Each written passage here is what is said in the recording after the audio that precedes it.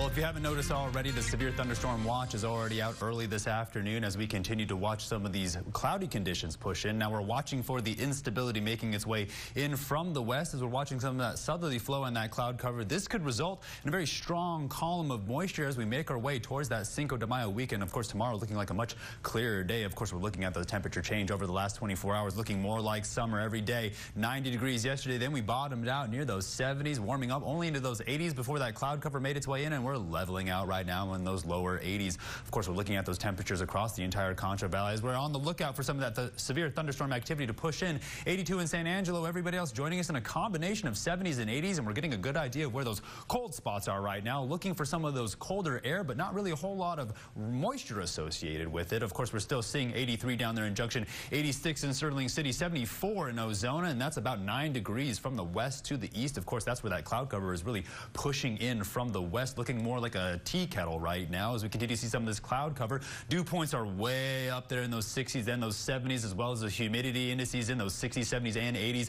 Prime severe weather fuel, and we'll see if it doesn't rip through by tonight. Of course, it's looking pretty intense as it pushes off towards the east. These blues are really going to hold strong before we start to see them push out for that Cinco de Mayo weekend, as Thursday's looking like a much calmer day, but Friday looking like it's set to return. Upper level pattern really going to deepen this long wave trough as you see more and more intense southwesterly flow interacting, and then take a good look at that low pressure making its way in by this weekend, and then we're already seeing severe weather warnings for this winter weather pushing in Montana right now. And I was talking with my production assistant about the size of a mile-wide tornado in Hollister, Oklahoma. Here's the severe weather outlook for today. It's the Concho Valley and making its way all along the Rocky Mountain Front Range as we see it take aim at Oklahoma, Kansas, and Nebraska all over again. And you see the satellite right now, a tornado already being reported near the Panhandle, and we're seeing some of those severe weather conditions off towards the west with some of that flash flooding warning near Fort Stockton. But again, we're talking about that tea kettle steam as we see it pushing in over the Concho Valley